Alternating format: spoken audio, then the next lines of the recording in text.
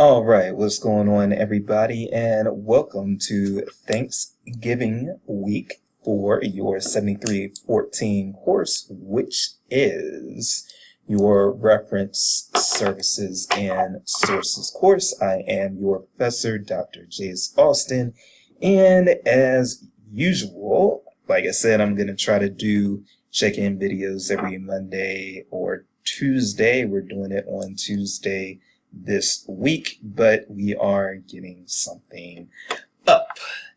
There is not, okay, there is not a whole lot to really go over as far as course updates are concerned. I am currently grading Wikipedia assignments as well as assignments in the other course that I'm teaching, and we will be grading the LibGuides after that.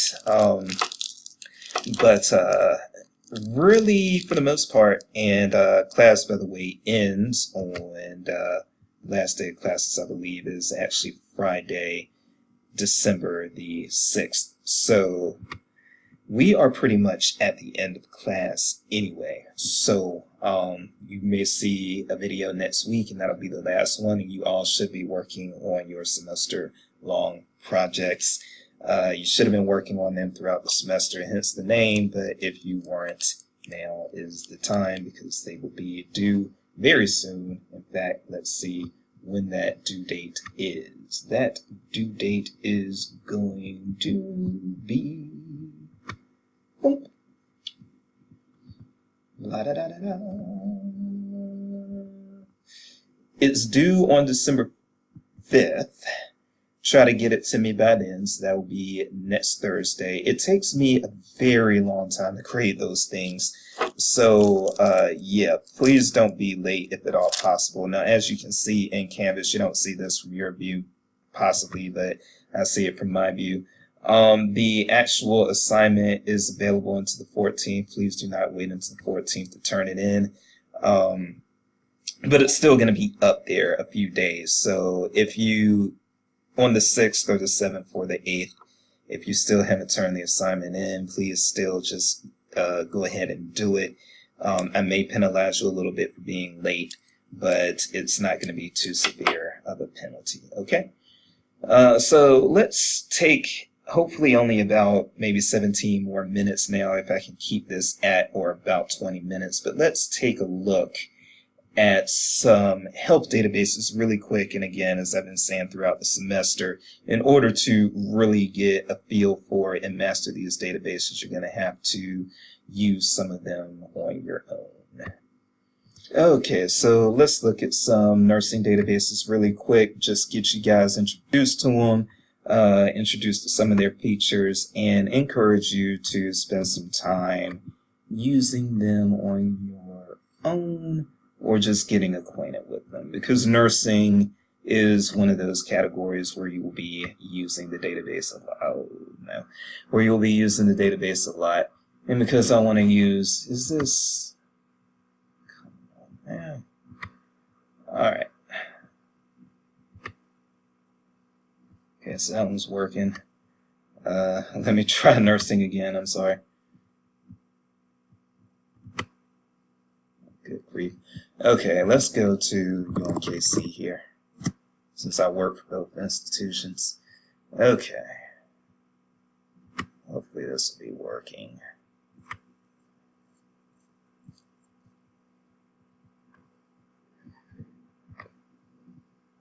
Oh.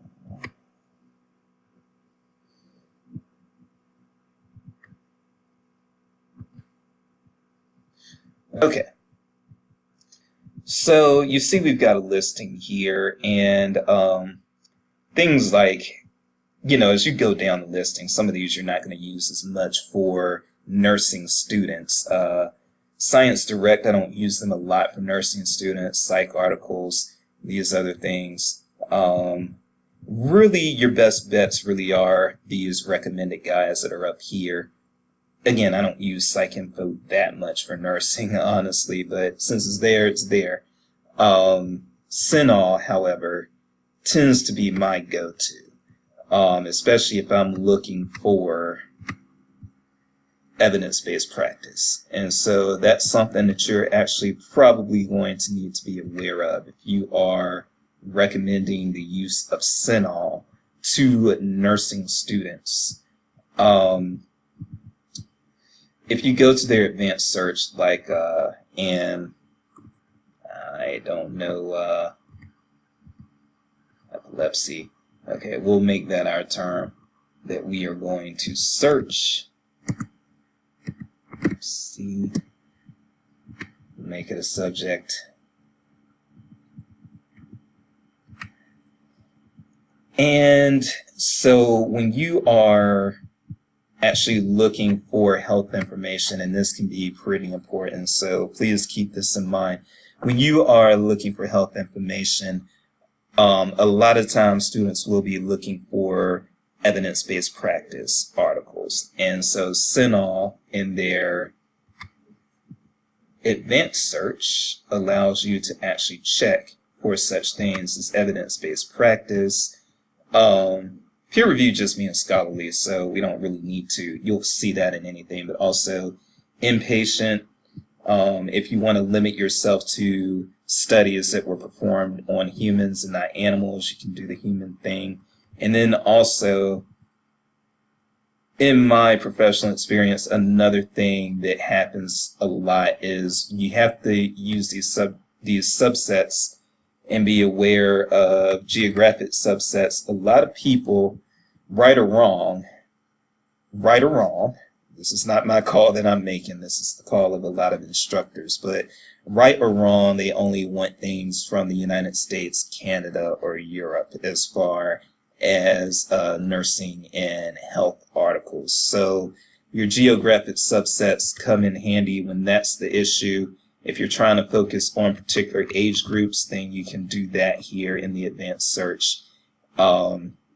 And then the other thing that I just want to mention real quickly, when you have special interest subsets, you do have the evidence-based practice there again, but as you can see, there are these other little categories that you can be mindful of. Wound care is one that I've seen quite a bit with certain students, and so just be mindful of those. But yeah, if I'm looking for evidence-based practice with epilepsy, and let's say, yes, I want things that were performed on humans, then I can click search, and then I've got my results here. And most of your results in Cinol really are going to come out of academic journals, especially if you're looking for evidence-based practice, because a lot of that is going to go through some form of peer review. But this is not your general, and this needs to be understood. Cinol is not your layman's database. So there are concerns about the accuracy. Like, let's say instead of an academic librarian, I have to be honest, most of my professional experience is academic libraries. I've got a little public, but not a lot. Now with academic libraries, yes, something like Cinol would be useful for nursing students who need to know technical jargon within the field. This, however, would not necessarily be the case. With public libraries, you might have to do a little more digging with public libraries. Some people in public libraries do need this level of advanced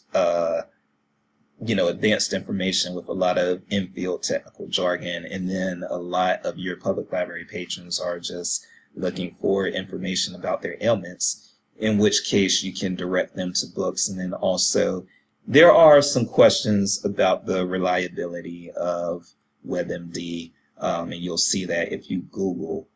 But I am not completely sold that WebMD is bad for use in public libraries. I see a lot of public librarians still use it, and I think that there's a discussion about how reliable it is, but I don't think that there is a consensus or even a majority or significant minority opinion that WebMD should not be used when trying to link your public library patrons with information.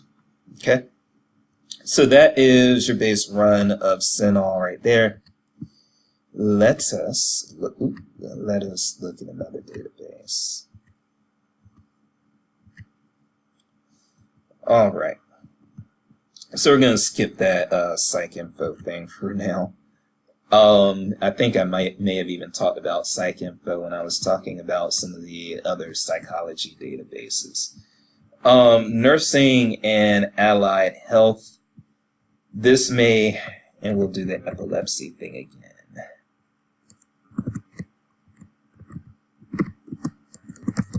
We're going to spell that word wrong. Hold on for a second. I'm going to pause.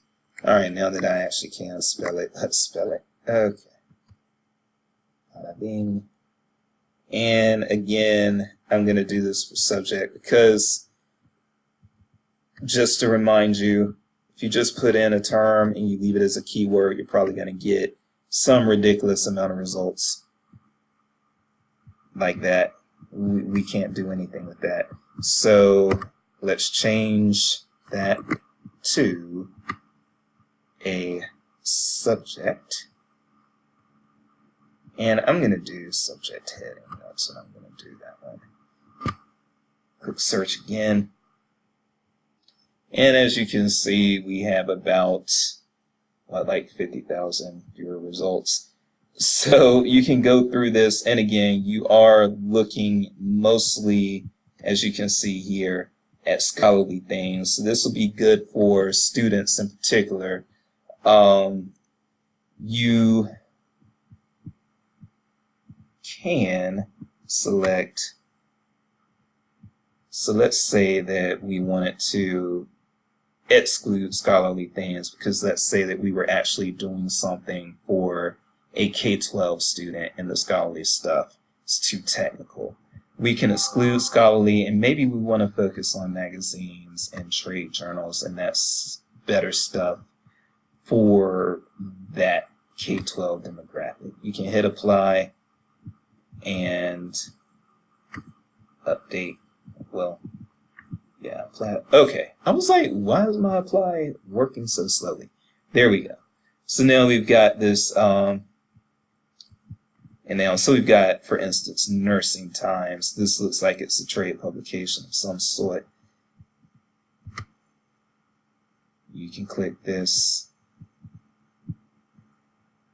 And we do have the full text there, and as you can see, this is something that's very easy to digest. It's not a scholarly publication with a lot of technical jargon and a lot of things that are difficult to understand there.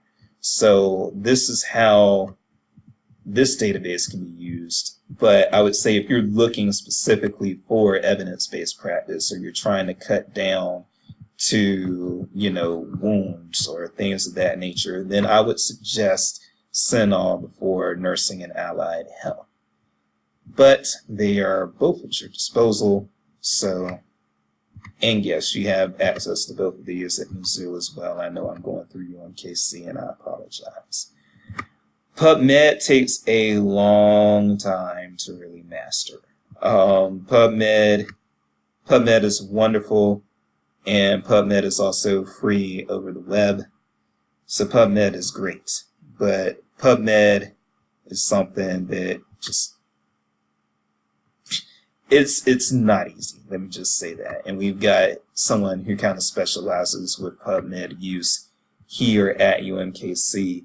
And even her giving me an intro on PubMed, it took her about an hour and 10 minutes to give me just the intro to PubMed, okay? We're not doing that today. But PubMed can be used, and you'll also find scholarly resources here. So we'll do epilepsy again. Why not? And maybe we can.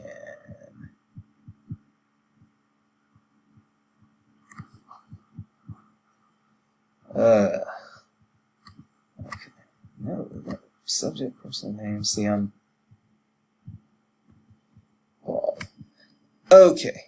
Went back and looked at what I needed to look at, and so here we are. This is better. What we want, I believe, is mesh major topic.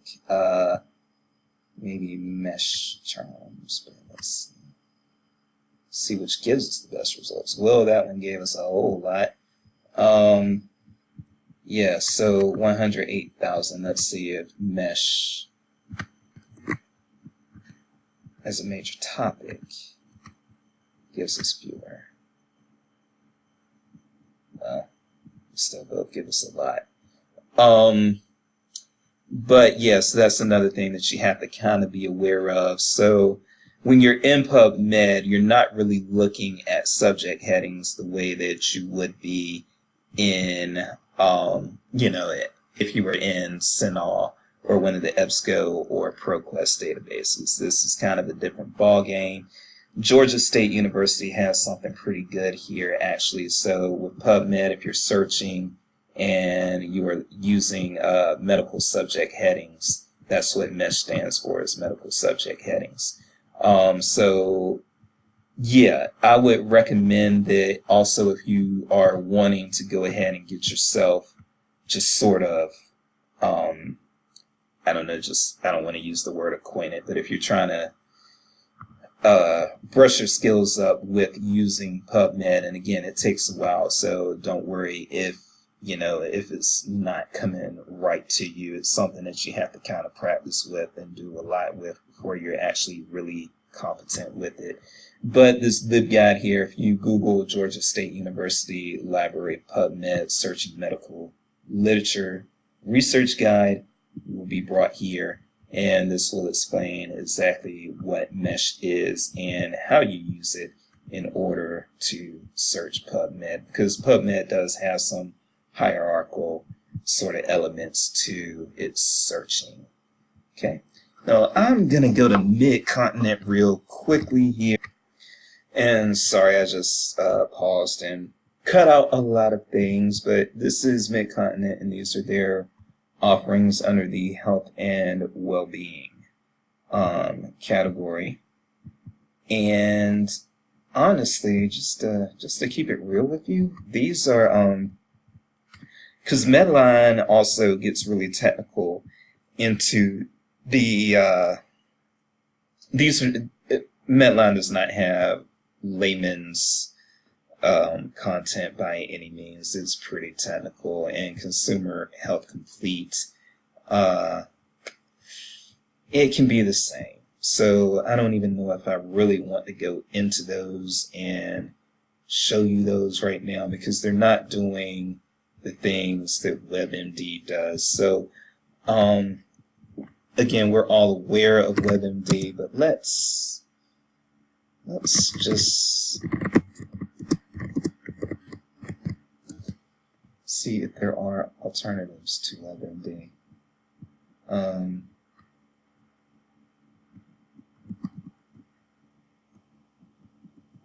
Yeah, I don't even know why I didn't go to Mayo, or why I didn't mention Mayo Clinic. So Mayo Clinic or Mayo Clinic, I don't know which is the proper pronunciation, honestly, but Mayo Clinic along with WebMD, I think that those are, when you're just looking to give patrons just over the internet free information, free basic information, or allow them to just sort of look up their symptoms and try to figure out what's going on with them. Mayo Clinic, yeah, and WebMD, I think, are probably your best bets. Now, it's known that WebMD, may not be the best particular source, but for free and for what it provides, it can be useful in a pinch. And I think that really, as I've said, WebMD is more of a, I think the objections to WebMD as a useful source are kind of concentrated on a few professionals who I think know better and who just feel that the database could do better. But it's not like Wikipedia, where there is a large school of thought of, no, we should not use this as our jump off point for, well, not jump off point, but we should not use Wikipedia as our authority. That's what I should have said, as our authority on any sort of information because this, and that. You do have voices that are vocal about WebMD and whether or not it should be used, but I don't think it's to that level of, the school of thought that Wikipedia should not be used. So, there's that. You can have all that. And yeah, so that's your basic rundown. But yeah, go ahead and play around if you have some time. Play around with CINAHL in particular, because if you go into an academic library or you're working with nursing students, you're going to be using it. Let's keep this at 20 minutes. Thank you for your time. I'm Dr. Jace, and peace. There's nothing else to say. Peace out, y'all.